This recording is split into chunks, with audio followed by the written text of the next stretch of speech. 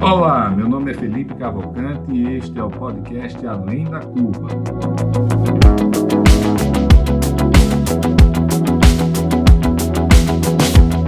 Uma realização da DIT Brasil e da Match Academy.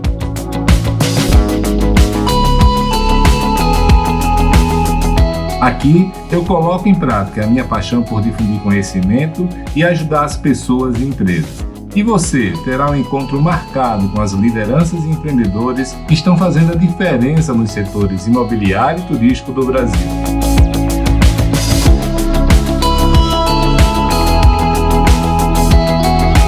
Você já conhece a DIT Brasil? A DIT é a entidade de atuação nacional nos segmentos de comunidades planejadas, loteamentos, desenvolvimento urbano, multipropriedade, time-sharing e investimentos imobiliários. Nosso foco é a capacitação do mercado e a geração de negócios para nossos associados. Acesse o site www.adit.com.br e conheça nossos conteúdos, eventos, cursos e lições técnicas. Junte-se a nós, aumente seu network e faça grandes negócios.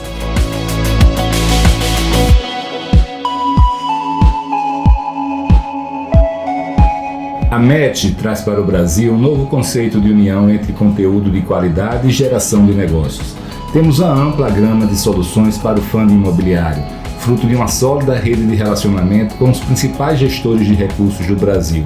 Se você precisa de recursos para seu empreendimento, fale conosco, certamente teremos uma solução. Com os serviços de advisory e conselho de administração, as empresas poderão contar com toda a experiência, conhecimento, rede de relacionamento e dedicação pessoal de Felipe Cavalcante para planejar seu crescimento ou para reduzir a curva de aprendizagem nos setores de multipropriedade, time sharing, bairros planejados, loteamentos e complexos imobiliários turísticos. Já os cursos realizados pela Match apresentam assuntos muitas vezes inéditos no Brasil, sempre com viés prático e realizado pelos principais especialistas do país. Com o Advice Club, incentivamos o network e a troca de experiências entre empresários e executivos dentro de um ambiente único de transparência e colaboração entre os participantes. Através do movimento Somos Cidade, a Match está contribuindo para difundir o papel positivo do setor privado no desenvolvimento urbano e a importância de tornar as cidades mais acolhedoras para as pessoas. Com os podcasts Além da Curva e Somos Cidades, a newsletter Fica a Dica e o blog Para Reflexão, reforçamos nossa missão de reunir, simplificar e difundir conhecimento.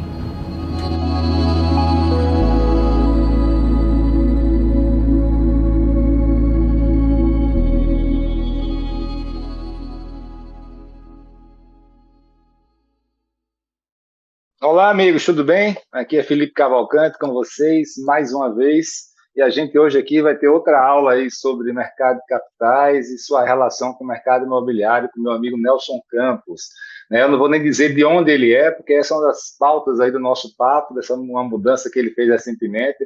Nelson, seja muito bem-vindo, meu amigo. Obrigado, boa tarde aí, Felipe. Boa tarde à turma aí que assiste o teu podcast. E vamos aqui, eu sou o Nelson Campos, atualmente da Fator Ori. Isso aí, cara. Irmão, antes de chegar nesse momento novo aí que você está passando, muito bacana, eu queria conhecer um pouquinho melhor você, né? A gente já bateu alguns papos aí, mas eu sei que você é carioca, eu sei que você andou pelo Rio Grande do Norte. Conta aí um pouquinho pra gente dessa sua trajetória, cara.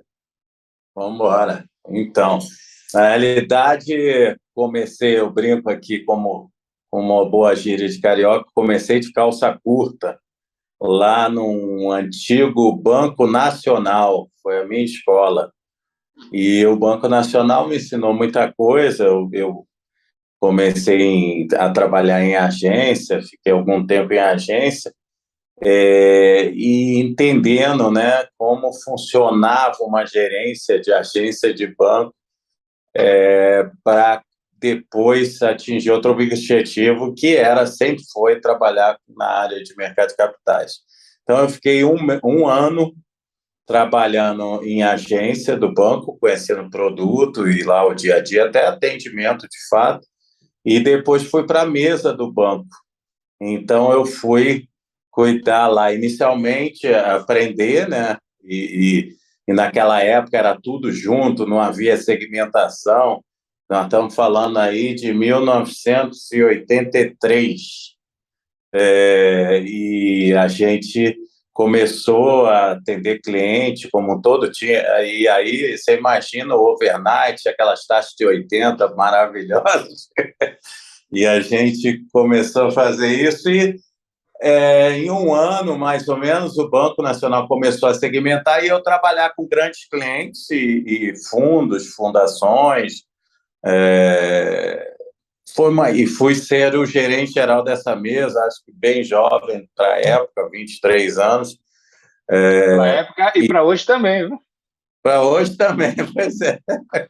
E foi assim, foi bacana, a gente segmentou ali, foi um sucesso.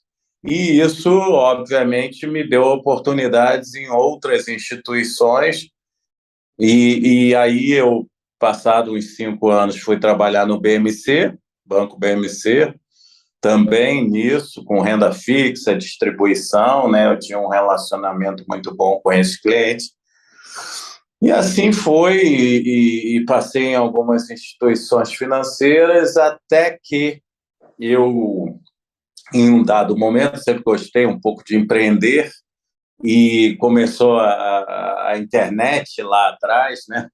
E eu já criei lá um site, na época de Patagon, aquelas coisas todas, chamado Credit Shop. E o Credit Shop foi a minha primeira incursão nisso, não foi, obviamente, como eu queria, 100%, mas aquilo me colocou numa posição muito interessante de conhecer mais um pouco, de entender um pouco do que o mercado estava esperando para isso e tal. E eu fiz junto com, talvez as pessoas conheçam, você talvez conheça bastante também, com 2 jovens na época muito empreendedores, que eram André Street e Eduardo Ponte. A gente montou uma empresa chamada NetCredit, onde 51% era do Banco BGN, que eu tinha um relacionamento com o banco e trouxe eles como investidores, e 49% desse grupo, eu, o André e o Eduardo, que hoje são os sócios, né, os controladores da Stone. Então, todo mundo falando assim, fica mais fácil da turma conhecer. E a gente, então, criou, eles tinham a Braspag naquele momento, e a gente criou uma ferramenta online para autorizar crédito nessas lojas virtuais, que eles já estavam presentes como autorizadores de transação. E esse negócio começou a funcionar, eu tocava o dia a dia junto com o banco, mas foi muito rápido também, porque o BNP Paribas comprou o BGN, também comprou a gente, e na sequência decidiu fazer outras coisas, e não tocou essa ferramenta, descontinuou. O André, eu saí da transação, e depois o André com o Eduardo já tocaram a Braspag e fizeram a Stone, e aí foi a história. E eu segui. Eu tinha também, pela minha relação com esse mercado anterior de vender produtos de renda fixa, CDB, fundos e tal, né? Eu criei uma empresa financeira chamada Paysandu Investimentos, uma boutique lá no Rio. Voltei para o Rio, nesse momento aqui anterior eu estava em São Paulo, voltei para fazer um sabático trabalhando com isso. E começava naquele momento ao mercado a ver as estruturas de CCB, daquelas coisas. Vamos fazer uma CCB, não tinha ainda o CRI tão presente, vamos dizer assim, o CRI, o CRA, né, as operações estruturadas. E eu comecei, então, a estruturar uma operação aqui, outra, pelo relacionamento com o investidor que eu tinha, eu já colocava o papel no outro lado. Nesse ínterim, eu tinha alguns amigos que tinham uma relação muito boa com os controladores da CHP, que era a Companhia Hipotecária Brasileira, que a sede era Natal. A turma da Brazilian tinha feito um trabalho muito bacana, inicial, que era dos fundos, com os primeiros CRIs e aquilo tudo, aquele projeto bem bacana que foi, e tinha acabado de vender para o pessoal do BTG, estavam no não-compete, e a turma da CHB querendo entrar, aí me procuraram, junto com um outro sócio que a gente tinha, que era o Marco Antônio Oliveira, e a gente, então, se tornou sócio da CHB, trouxe a CHB de Natal para que, quer dizer, não trouxe de vez, né? A sede continuou lá, mas criou-se um escritório em São Paulo, e a gente começou a dar um outro corpo para a empresa. E aquele corpo era uma pegada diferenciada, participando de operações de mercado de capitais, fazendo CCBs de fato, criando lastro para a crise, e começamos a fazer bastante coisa, e a força de originação e distribuição era bem boa, a gente montou uma equipe boa, e nos inserimos no mercado fazendo bastante coisa. Foi aí que ele conhecia, né, Nelson? Foi aí que você me conheceu. E eu rodava muito, não que hoje não rode, a pandemia deu uma diminuída, mas rodava muito, não só aqui, São Paulo, Nordeste, o Centro-Oeste, enfim, o Brasil, para originar operações. Meu bastão era esse. E isso cresceu bastante, a gente se posicionou muito bem. E como eu tinha uma relação já anterior com os acionistas da Orinvest, aí Orinvest tinha ficado com o braço de distribuição na DTVM, que essa parte eles não tinham vendido, e tinham, obviamente, por isso, criado uma clientela bem educada no sentido de comprar fundos imobiliários e CRIs, e estavam acabando o non-compete, e queriam voltar para o mercado. Isso aí eu já tinha desenvolvido esse trabalho todo na CHB. Fundamos a ISEC, a securitizadora que hoje é a Virgo. Na realidade, foi fundada na época da CHB. Eu fui lá, comprei a ISEC junto com a turma. Isso eu não sabia, não.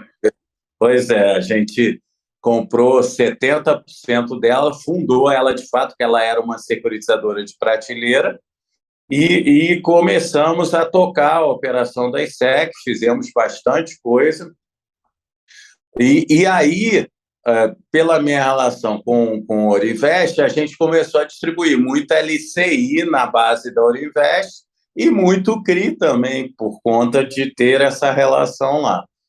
E foi andando, até que no final de 15, quando acabava o non-compete da turma do Orinvest, coincidiu que um sócio que nós tínhamos na Virgo queria aumentar a participação dele, e por outro lado, a CHB, os acionistas da CHB, eu também era acionista, mas minoritário, tinham a vontade de diminuir um pouco o ritmo e voltar mais um pouco para o Nordeste, já que eles tinham crescido a operação. Então.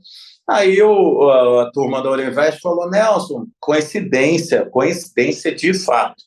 Estamos terminando aqui o non-compete e estamos pensando em relançar essa estrutura aqui. Você não quer fazer isso com a gente aqui? Eu falei: não é possível. Está aqui tudo combinando para isso. Né?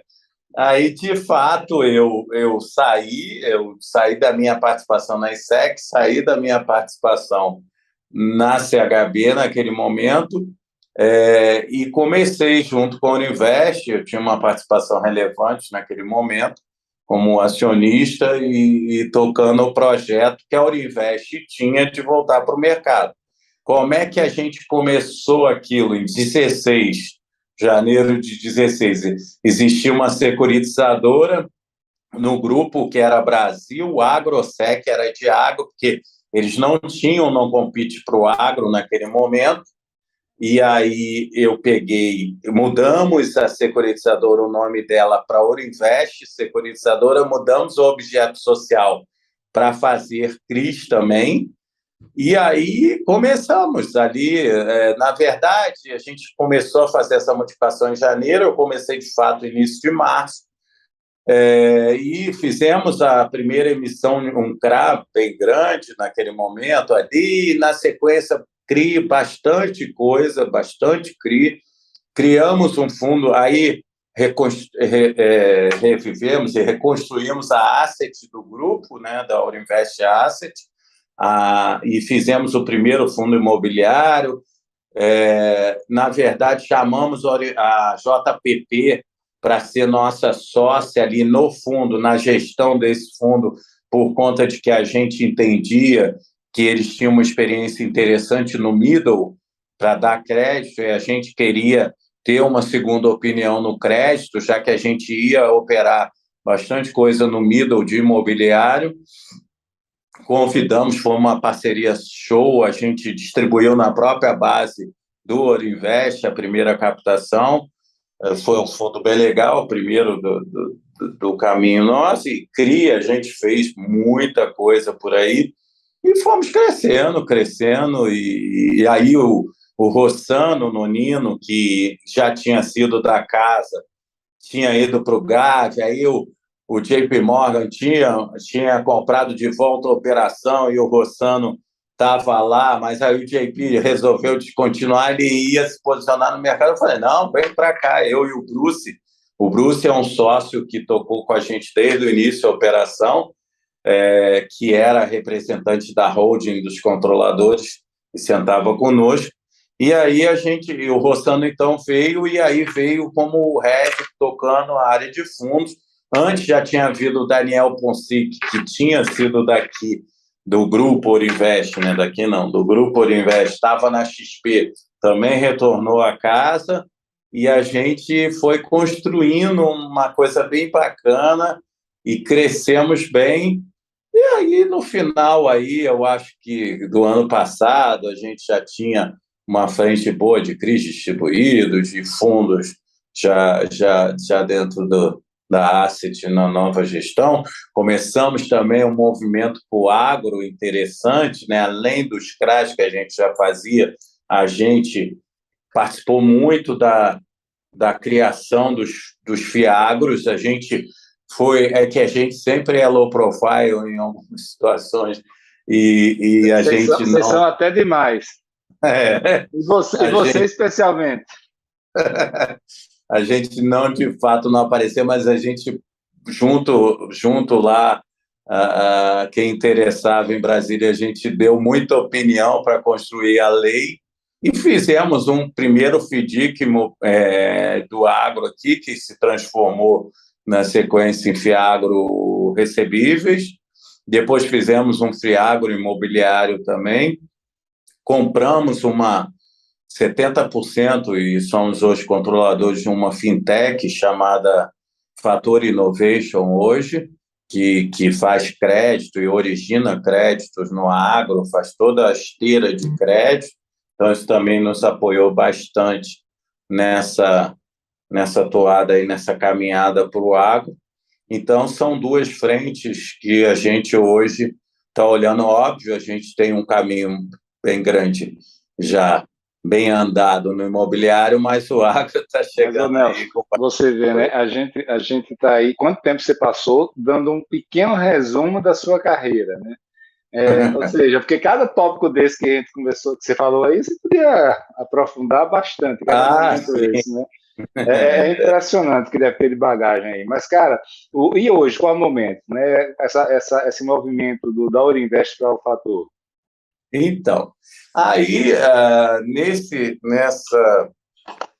final aí, ano passado, né, o Grupo Aurinvest, os controladores da holding, já vinham com a ideia de diminuir o ritmo, vamos dizer, de fato, trabalharam bastante e queriam diminuir, e eles tinham um negócio na área de cartões de financiamento, que era a Supply Card. Eles investiram junto com Pátria, a TOTUS entrou, eles tinham lá uma outra operação de crédito que também desinvestiram, e o banco, que sempre foi um core deles, o câmbio, né? O banco com câmbio, eles continuam e muito forte, e chegaram para a gente e falaram: olha, a gente quer diminuir o ritmo, vamos fazer uma coisa profissional, ver se vocês querem identificar um parceiro, juntos vamos identificar, para que a gente saia do controle, vocês casem com alguém bacana, que dê continuidade que vocês têm ideia, vocês como executivos, né? Porque nós somos sócios executivos do dia a dia, eu, Rossano, Daniel, que existe um bloco de sócios que tocam mais o dia a dia. E aí, assim foi feito. A gente começou esse movimento no final do ano passado, a gente identificou no fator, e tinham outras opções, mas a gente identificou uma vontade de se reinventar, de se reposicionar. Ele já tinha uma posição muito boa, mas aumentar essa posição. Tinha um novo CEO chegando, que era o João Lopes, uma estrutura e uma cabeça muito boa de negócios, o controlador apoiando isso. E aí, no final do ano, início de janeiro, a gente fez um MOU para se casar, mas só que esse casamento demora, né? Sempre assim, você, tem isso, tem aquilo, e ninguém fala nada, e continua. E aí o closing do negócio, de fato, foi agora em junho, no início de junho, onde a Orinvest, de fato, saiu e entrou, então, na posição de Orinvest, de controlador, o Fator.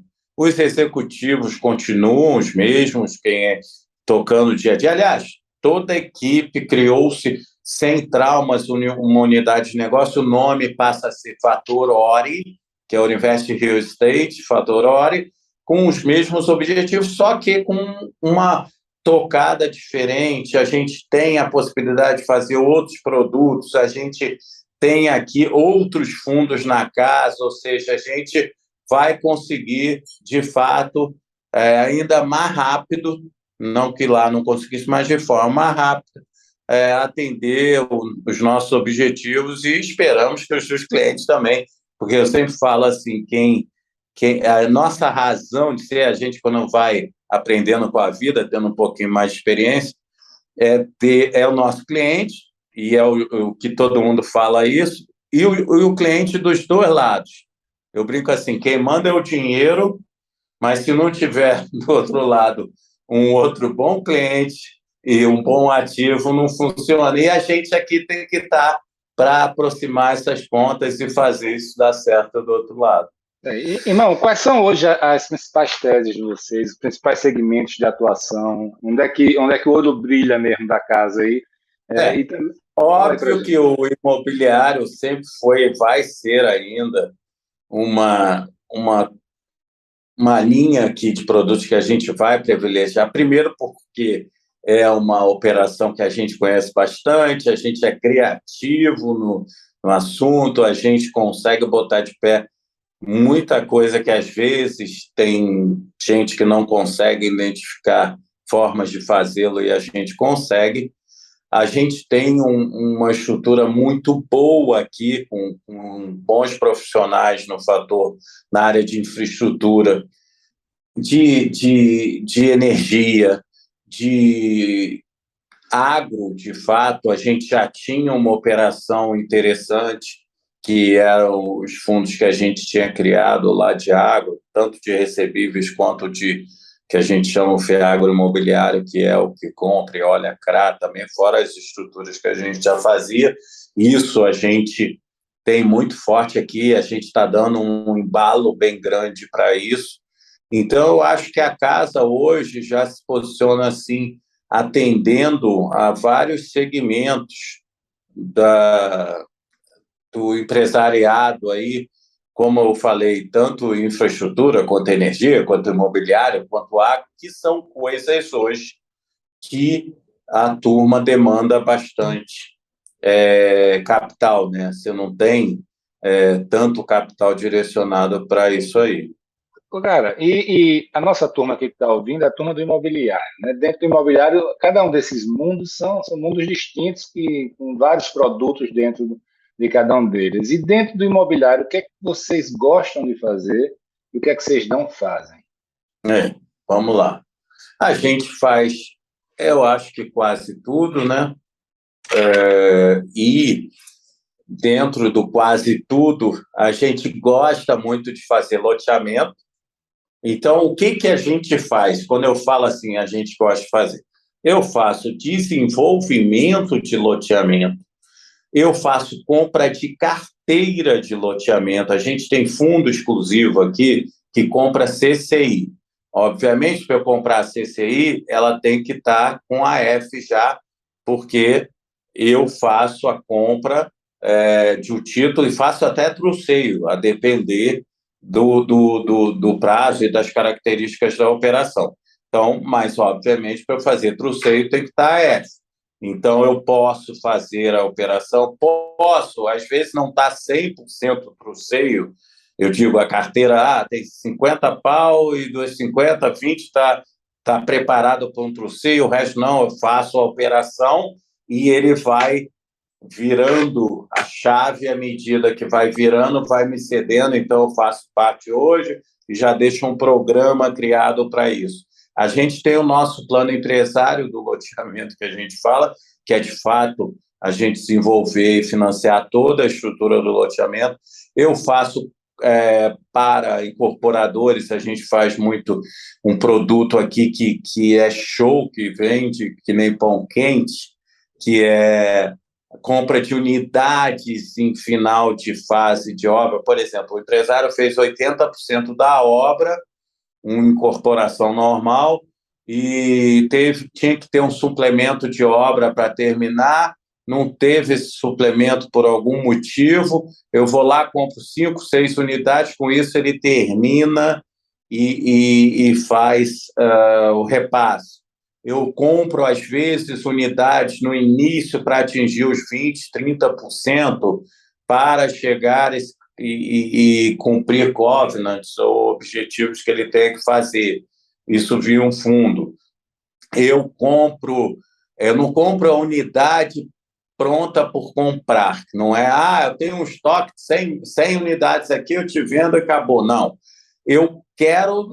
O meu negócio é dinheiro, eu quero comprar essa unidade tendo a certeza que, de alguma forma, eu vou viabilizar o empreendimento e vou vendê-la daqui a 1 ano, daqui a 2, em algum momento que a obra terminar ou que a gente puder. Então, sempre é uma operação que a gente faz bastante. Eu tenho aqui a compra e venda de terreno também, me posicionando como um permutante fosse.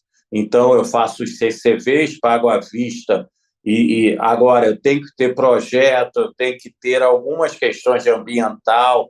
Obviamente, se a gente fosse entrar no detalhe, eu ia dizer, precisa de ter o laudo ambiental, precisa disso, daquilo, mas a gente faz e sempre com a cabeça de dívida. Eu não tenho produto hoje que eu pudesse dizer, vou ser teu sócio, tal. Eu tenho a cabeça aqui de dívida no momento, pode ser que daqui a 6 meses, 4 vire, mas nesse momento hoje a cabeça de dívida.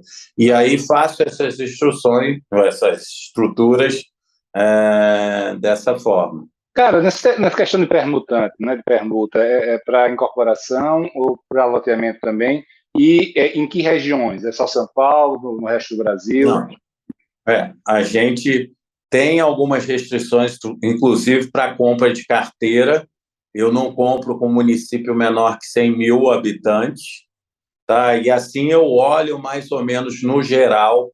Eu posso olhar o Brasil todo, mas eu vou olhar um pouco isso. Primeira residência, não faço segunda, a não ser que essa segunda seja um complemento de garantia, por algum motivo faltou um rabicho ali, eu faça. E olho, sim, eu gosto, inclusive, de olhar o Brasil todo.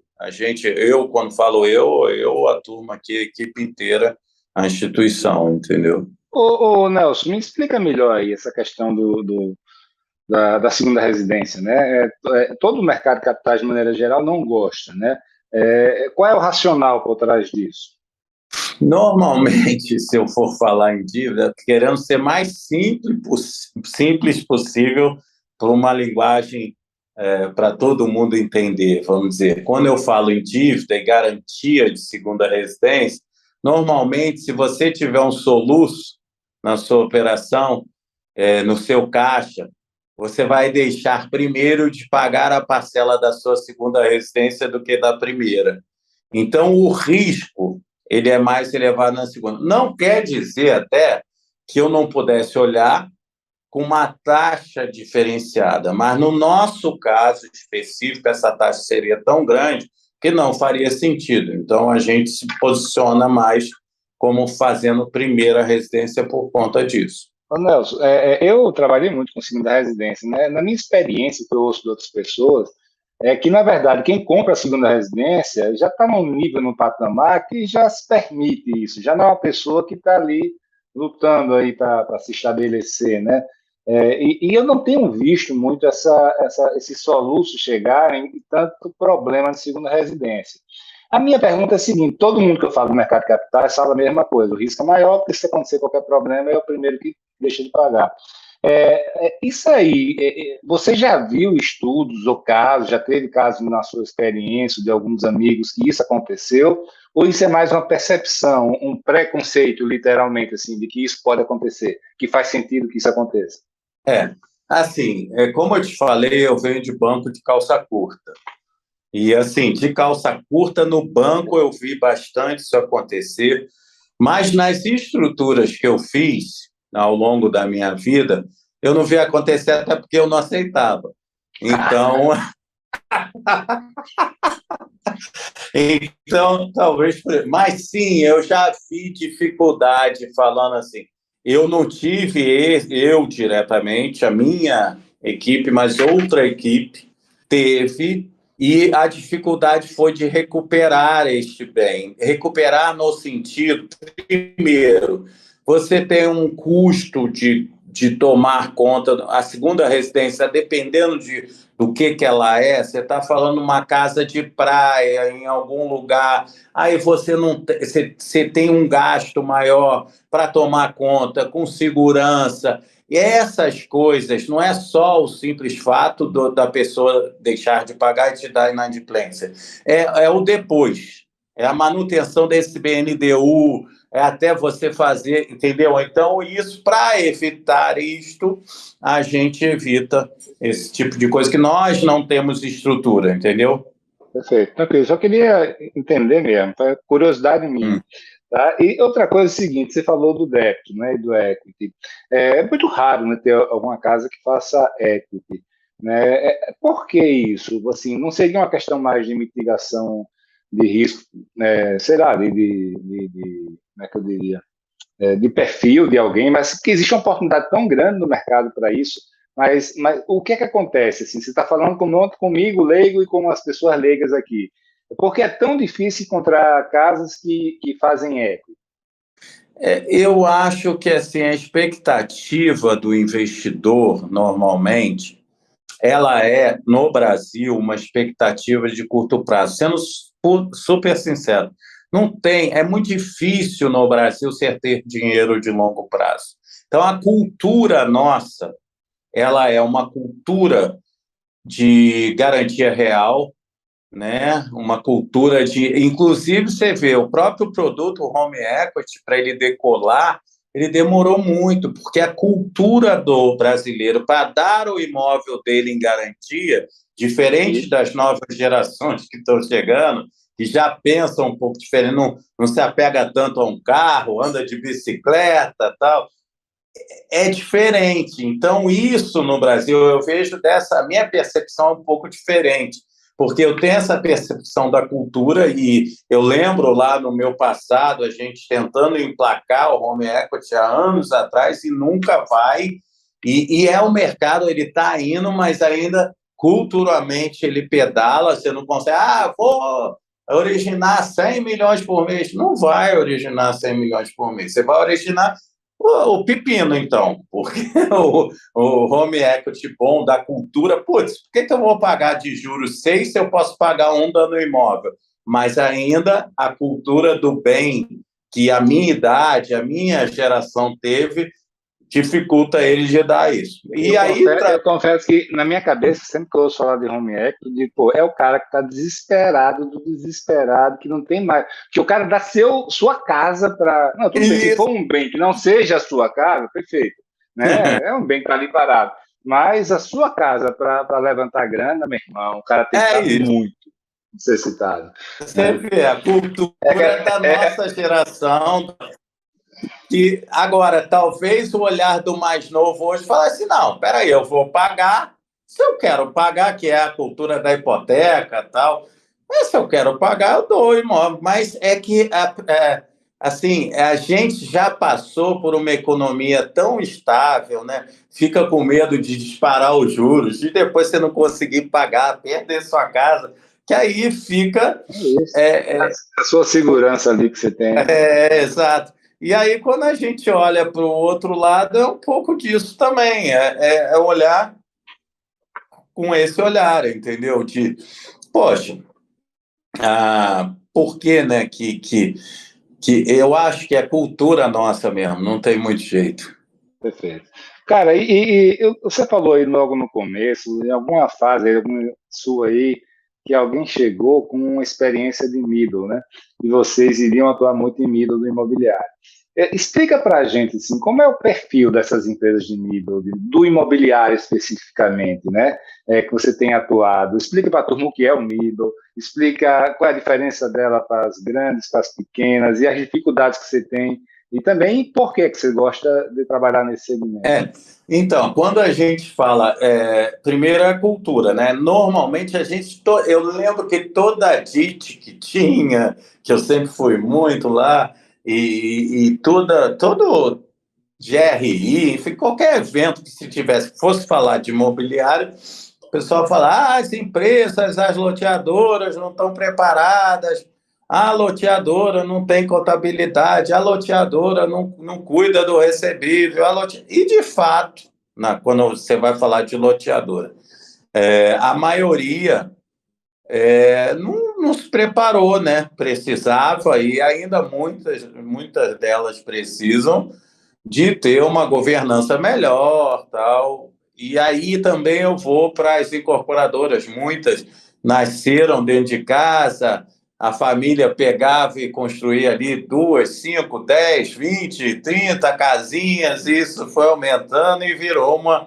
e talvez naquele jeito dentro de casa. Bom, e cresceram. A maioria. Aí, quando você vai falar de grande empresa, é a empresa que já está lá com conselho de administração, com o CEO de fato, e às vezes executivo contratado.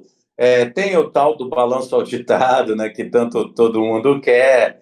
E aí você começa a entrar no middle, que hoje já muitos já têm o balanço auditado, já têm a governança, mas ainda não tem a possibilidade de chegar e ser visto pelo mercado nessa categoria em que, obviamente, o custo do dinheiro é melhor, é diferente, por conta de algumas coisas dessas que falamos, por conta de, ou seja, de volume de lançamento, ou seja, de organização não estar ainda toda preparada com governança, tal, e isso sendo identificado pelo cliente de cá, né? Pelo cliente, não só o cliente dele que compra o imóvel, o cliente dele quando investidor dele.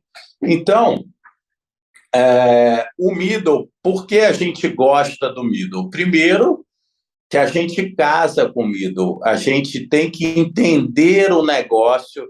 Eu brinco muito aqui que a gente, tudo bem, o dinheiro pode mandar, mas a gente tem que ser o clínico geral do cliente tomador. Que clínico geral é esse? A gente tem que entender o negócio dele, entender de onde ele veio, o que ele pensa, ajudá-lo e identificar, inclusive, se aquele recurso que ele pretende pegar faz sentido da forma que ele quer, do jeito que ele quer, no volume, prazo que ele quer, ou se aquilo pode, inclusive, se ele não estiver preparado, atrapalhar ele. Então, muitas vezes a gente senta e tem... E, olha, eu te digo, eu nunca fiz uma operação só para um cliente. Que legal. Todos. Por quê? Porque você se torna amigo, você vai entender. Eu não gosto até de fazer uma operação aqui que os volumes das nossas operações, em geral, são grandes, até para justificar por conta de custo, em que o dono, no middle, falando de middle para baixo, né? Não está com conhecimento, ele não precisa estar no dia a dia, mas ele não conhece, não entende, não está sabendo o que está fazendo ali, quer dizer, do que o financeiro dele está fazendo, de fato, porque é um compromisso sério que ele está tomando, que amanhã, se ele não tiver imbuído daquilo ali que está sendo feito, daquele projeto, daquele plano, ele pode ser surpreendido lá na frente com alguma coisa. Então, eu acho assim, a gente gosta do Middle por isso, porque a gente toma café e vai ser amigo, porque é uma operação de 5, de mínimo de 3, 5, 10 anos, então tem que casar. Então, por quê? Porque acidente de percurso acontece. Outro dia, deve ter uns 10 dias, eu estava com um dos maiores investidores, pessoa física do Brasil. E esse investidor chegou para mim e falou assim: Nelson, mas vocês não tiveram nenhuma inadimplência lá? Falei: não. Desde 16 que a gente chegou, a gente teve acidente de percurso. E acidente de percurso você bota de novo no trilho, porque você conhece o empresário, você sabe o que ele quer, você sabe a vontade dele e você sabe. Porque, às vezes, o que aconteceu? Putz, estourou a obra. O fluxo do projeto não estava certo, atrasou porque acharam uma pedra. Isso tudo já aconteceu comigo. Puta, aí você tem que sentar com o investidor e falar: ó, vamos dar uma folga aqui, vamos prorrogar ali, vamos fazer isso e aquilo, por quê? Não é nada de errado. Então, assim, você entendendo o lado do empresário, entendendo o lado e construindo uma coisa que é bom para todo mundo, eu acho que isso faz parte do nosso dia a dia. Então, por isso eu gosto de middle. Não é que eu não goste do grande cliente, a gente gosta, mas a disputa está bem grande por ele. Eu prefiro tratar no olho a olho ali e fazer o Cara, dia a dia. tem algum range aí de faturamento? O que é que caracteriza uma empresa do middle market? Então, cada um classifica de um jeito, né? Mas, assim, se a gente fosse falar de imobiliário, a gente falaria alguma coisa que eu acho que a partir dele lançar acima de 200 milhões, tá, de VGV, eu olharia ele, entendeu? Eu olharia ele. E aí, o middle também é projeto, não é só a empresa. Eu olho muito projeto. Aí, diferente de um pouco, eu gosto de olhar, eu olho o crédito, eu olho o balanço, de novo, eu olho o sócio. Eu digo, as empresas que eu trabalho, mas eu olho o projeto. Aquele projeto, aquilo que nós estamos fazendo, a captação, aquela antecipação, aquilo já está performado, óbvio, não. Ele vai performar, ele para em pé sozinho, a gente vai olhar com carinho. Tem que parar em pé. Mas, Então, acho que é isso que é a coisa. ô Nelson, eu ia perguntar isso para você, né? Porque assim, um dos trabalhos que eu faço, né, é exatamente captação de funding para empreendimentos. E eu tenho contato, você sabe, com cliente do É, Brasil todo. E os empresários chegam para mim, especialmente aqueles com menos experiência no mercado de capitais, né? E estão muito acostumados com bancos comerciais, né? Aquela coisa mais quadrada. E eles sempre chegam para mim perguntando: Felipe, é para mandar o balanço, é para isso, aquilo, outro? Eu falo: não, peraí, calma, tá? Vai mandar, óbvio, tem que mandar. Mas eu sempre tento explicar para eles que, assim, no mercado de capitais, como você falou, o projeto tem que parar de pé. Que existe, ao contrário de um banco comercial, de uma caixa, que vai analisar o balanço do cara, da empresa para trás, né? Tem alguns pontos, como a qualidade da garantia os recebíveis, né? As vendas, ou seja, se o projeto é realmente bom, que são muito importantes. Eu queria saber, é isso mesmo? Tá? Assim, quais são os pontos que, ao analisar um projeto, vocês dão mais valor? O balanço, por exemplo, ele não pode estar machucado, a empresa pode estar machucada, mas o que importa é se aquele projeto para de pé e está com uma garantia boa ou não, tem que estar tudo redondo. Então, é óbvio que se a empresa é um cadastro de banco, ponto. Então, eu vou olhar compliance. Então, o que aí a gente olha compliance? Exemplo, pode até não ser o caso, mas trabalho escravo, se o ambiental está direito, se não está, se as licenças estão ok, se o cliente está sendo executado por algum motivo, se outra dívida ele deixou de pagar, é crédito, é um básico de crédito que a gente faz. Ok. Agora, vamos dizer, a operação em si. Aí a gente vai cair na operação. Pode ele não ter ali um fluxo dele hoje, mostrando no balanço dele, que ele pague, por exemplo, os 40 milhões da operação sozinho lá, se der algum problema e tal, mas a gente vai olhar se a operação para de pé, se o fluxo dela para de pé, se ela tem vendas, o VGV é isso, faz sentido ter um custo de obra de 30%? Faz sentido vender 1 metro quadrado na região, sei lá, R$ 1.000? Faz sentido. Ou seja, isso tudo, por quê? Deu um problema no projeto, pior cenário seria, graças a Deus nunca tivemos, a gente substituir a empresa e continuar para entregar o projeto, entregar aos investidores o que a gente combinou. Então, a gente precisa olhar também como se a gente estivesse empreendendo aquele negócio ali para ver se funciona. Então, eu olho assim, te dizer, não vai, eu não vou olhar as outras coisas, Vou olhar, sim, se tem as licenças, vou olhar se ele não tem nenhum problema, principalmente no sistema financeiro. Agora, ele não ter o fluxo ali necessário para quitar a operação sozinho, pode ser que isso daí não faça sentido. Quer dizer, eu não vou dar tanto valor a isso, vou dar mais valor ao projeto em si, entendeu? Cara, e voltando um pouco aí na governança, uma dúvida sempre é o seguinte, o quão importante é o balanço auditado realmente? Né? O impacto dele é o quê? Na redução da taxa de juros. E outra coisa, o balanço tem que ser auditado pelas Big Four, pode ser por alguma empresa cadastrada de autoria que tem números na CVM. Dá uma geral, porque uma auditada pela Big Four é caro, né? Então já tem empresas que fazem dois anos, né? Tem umas que fazem uma vez, depois diz, pô, não estou vendo na prática nenhuma vantagem. Tá? Como é que funciona isso?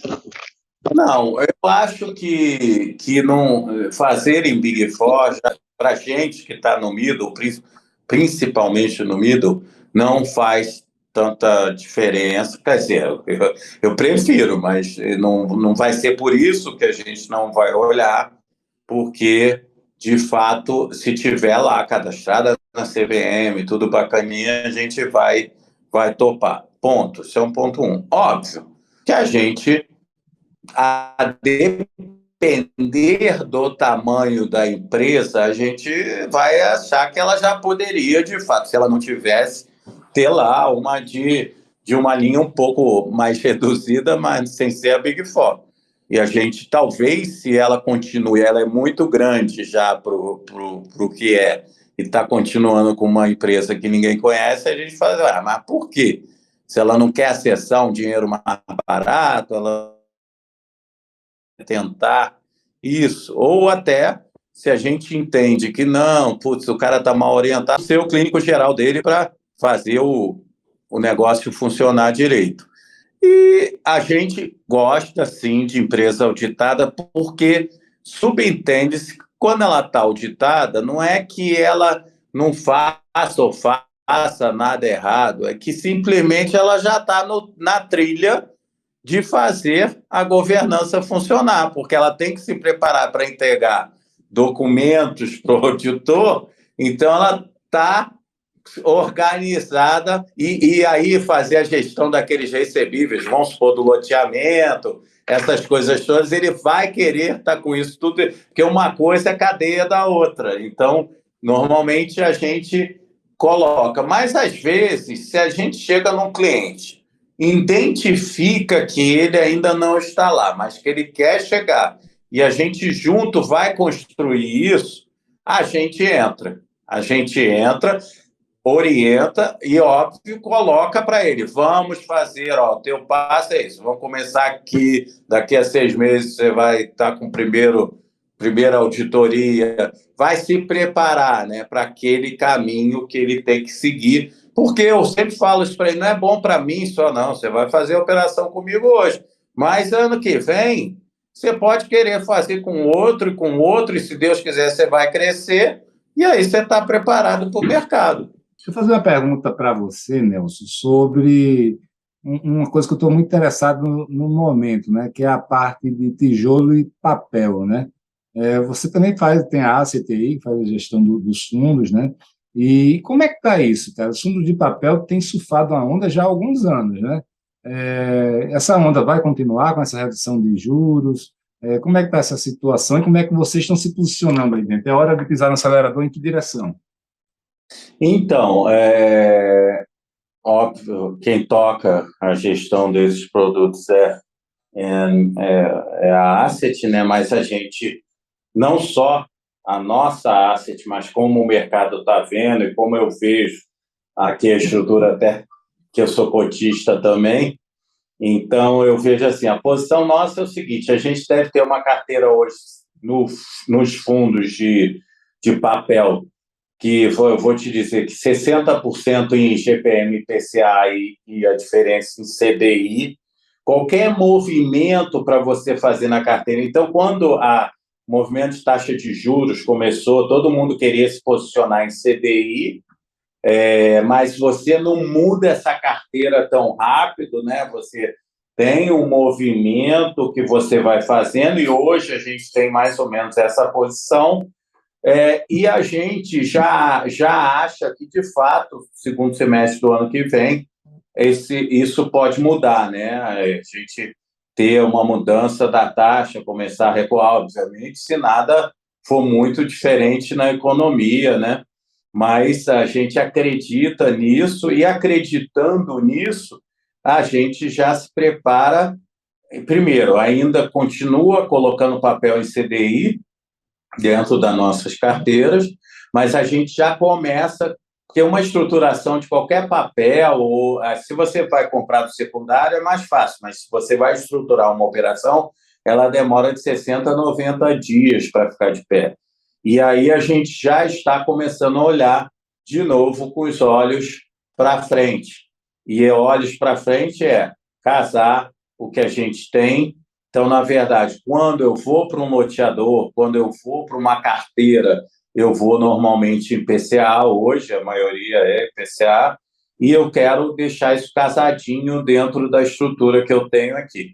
Então, acho sim que os papéis, que os fundos, respondendo de fato a tua pergunta, ainda vão surfar, sim, rentabilidade. Óbvio que elas vão diminuir, mas aí o mercado vai diminuir em geral, o papel, a LCA vai diminuir, a LIG vai diminuir e os fundos vão diminuir. Mas vão ser produtos ainda que vão fazer frente aí e ficar por muito tempo no mercado. Você pode olhar até que não é o nosso tema aqui, mas falando de Fiagro, que é um produto parecido, você olha lá os Fiagros que tem CRA e a maioria deles estão também na mesma toada do FII. E é o que vai acontecer. Os FIIs vão surfar essa onda. Os FIIs são um veículo que as pessoas escolheram. É como se contratasse um administrador de imóveis para cuidar para ele, porque ele não sabe cuidar de tudo. E aí, quando ele chama esse administrador, esse gestor do fundo para fazê-lo, a capacidade do gestor é exatamente essa: identificar bons ativos, boas oportunidades e ir fazendo a gestão, trocando a carteira, eventualmente está melhor hoje no CDI, vamos. E as operações de CDI normalmente não são, de fato, tão longas quanto as de IPCA. Você pode perceber, inclusive, que as emissões de CRI e CA, todas mais longas, a maioria é IPCA e GPM, ela não é. CDI vai até 5 anos, alguma coisa assim. Então, o duration é mais curto e isso dá tempo de você ir renovando isso aí. Perfeito. Cara, e como é que está a captação agora, nesse momento? A captação está difícil, porque não é porque não tem dinheiro, é porque todo mundo está sentado em cima da renda fixa, vamos falar assim, e não é, de fato, quando você tem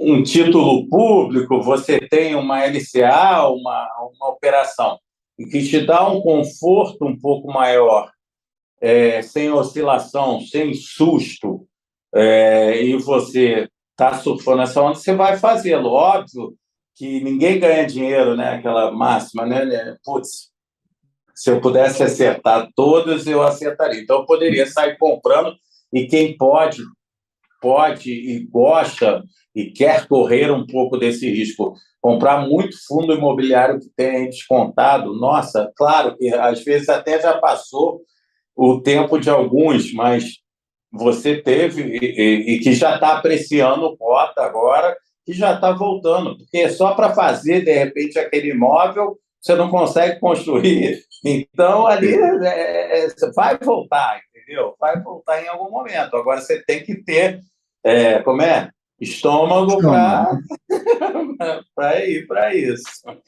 Cara, esses fundos de papel, né, cara, estão sendo muito interessantes, porque o setor de loteamentos, o setor de incorporação residencial e o de multipropriedade no Brasil, né, eles hoje estão sendo muito irrigados por esses fundos de papel, especialmente os high yields aí, né, e que são mais arriscados em tese, né?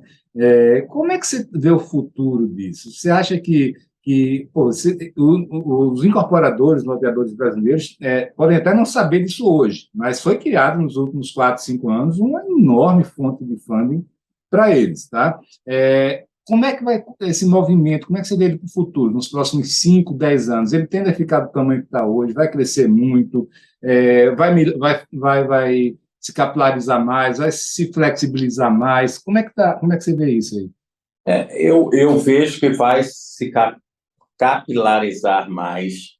Eu vejo que vem mais gente querendo entender mais e estar mais próximo do cliente. Quando eu falo mais gente, não é só as assets independentes que desbravaram o sertão, vamos dizer assim, e foram lá para o campo, foram lá para o meio do negócio, porque quem está presente, por exemplo, no Nordeste, não é só a Faria Lima aqui, ou pouca Faria Lima está. É a Faria Lima, mas é alguém que tem presença também regional.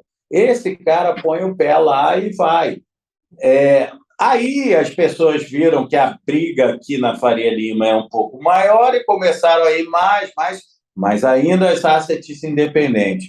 Acho que hoje as estruturas dos novos entrantes, assim, que são os novos bancos, os bancos digitais, Fintechs também, eu estou vendo. Fintechs estão criando estruturas que começam a pensar diferente para esse mercado e começam a desenvolver alternativas que possam, eventualmente, falar com o cliente lá na ponta, que possa ir lá tirar uma foto do camarada lá, ou preparar o loteador que está lá no interior da Bahia, por exemplo, com um iPhone, enfim, com um telefone celular, que possa fazer um processo de crédito ali, esse processo entre numa esteira e amanhã sai uma CCI do outro lado. Isso a gente já está muito próximo. E aí tem muita coisa, né, que se a gente vai falar, vai envolver, porque aí você tem a legislação que precisa ser modernizada, aquelas coisas que a gente já está conseguindo avançar com cartório, com isso, com aquilo, isso apanhamos, demorou, mas está acontecendo. Acho que a pandemia, de fato, nos deixou um pouco longe, mas, por outro lado, em algumas coisas acelerou. E aí, este conhecimento, eu acho, sim, que passa a ser mais difundido. Os próprios bancos estão criando subdepartamentos, que eu brinco assim, a Ligue, por exemplo. A Ligue, quando ela foi lançada lá atrás, participei disso, ela tem um patrimônio de afetação, ela é um CRI, vamos dizer assim. E, na realidade, sendo como um CRI, quem toma conta, quem faz andar um CRI? tem que ter uma equipe por trás para fazer isso, não é só botar. Então, por que a Ligue muitas vezes demorou a sair, ou sai uma ou outra, que o banco agora está fazendo bastante, até um pouco mais por conta também do funding da poupança, né? Mas está ficando escasso. Mas isto, os bancos estão olhando agora, estão falando assim, putz, eu preciso de lastro para isso. Como é que eu dou o lastro para isso? Eu preciso ir lá no camarada. Então, talvez, se o banco acordar e crescer, eu vou criar um departamento de CRI-Ligue dentro, eu vou criar originação, eu vou criar... Nossa, o mundo muda. Por quê? Porque ele vai estar aí na tua ponta, ele vai estar com um profissional lá, com o originador, ele vai estar entendendo o cliente, ele vai dar a ferramenta para o cliente e vai criar produtos diferenciados, que é o... Então, eu vejo assim, sim, isso vai acontecer, talvez com o apoio mais rápido das fintechs, talvez com os pequenos bancos, que vão olhar para isso, criar esses departamentos e sair colocando dinheiro mais próximo. Tudo bem, cara. Ótimo papo, mas a gente chegou aqui ao nosso término, 1 horinha já, e eu fico, é muito bom quando tem esses papos assim, que a gente teria muito mais assunto, cara, assim. Nossa! O sabor de quero mais, né? E você vê, né? Eu sempre brinco com as pessoas que me perguntam, pô, mas 1 hora, não vai ter assunto para isso, velho? Você vê o quanto a gente teria de assunto mais, né, Nelson, aqui? Isso aí. Muita coisa. Mas, irmão, eu queria te agradecer e passar a palavra para você aí, para você fazer suas considerações finais, seus recados finais aí que você queira deixar com a turma, velho. Não, na verdade, te agradecer também a oportunidade de estar aqui falando com esse público, dizer que, de fato, a gente precisa de se comunicar mais com essa base, falando o que pode ser feito, o que a gente tem interesse aqui, o que a gente pode construir junto, e eu acho que o mercado necessita de ter gente como você aí promovendo isso, que lá no início, olha, vocês mudaram muito esse mercado, ajudaram a mudar, porque nem isso existia. Então, assim, eu acompanhei um pouco disso e digo assim, putz, ainda bem que tem alguém fazendo. Então, assim, nosso recado putz, estamos aqui à disposição de vocês, da turma aí que precise, queira tirar dúvida, e assim, sucesso para você, Felipe, sucesso para a DIT, sucesso para a tua empresa, sucesso para quem olha e vê esse mercado para frente, porque a gente tem muito aí juntando as mãos que crescer. Bacana, cara. Você falando isso me veio um filme na cabeça. Os primeiros eventos, a DIT Invest, Nordeste Invest. A turma chegava lá com uma perspectiva da fachada e com uma foto do terreno, né? Aí a gente começou a fazer um monte de curso no Brasil para capacitar. Então, mudou muito, realmente, né? Hoje a turma está bem melhor. E esse seu cenário, cara, é bacana, né? Você acha, imagina daqui a 10, 15, 20 anos como vai estar bem mais maduro as duas pontas, né? Exatamente. Não tenho dúvida. É isso. Mas valeu, grande Nelson. Sempre ótimo falar contigo, meu irmão. Um abraço. Hein? Obrigado.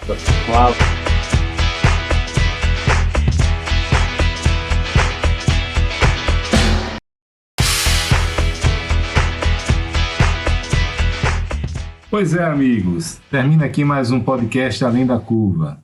Quem quiser ficar por dentro das ações e novidades da DIT Brasil, pode visitar o site www.adit.com.br. E quem quiser conhecer mais sobre os grupos Mastermind e as soluções de funding da Match Academy, pode acessar o site www.matx.com.br.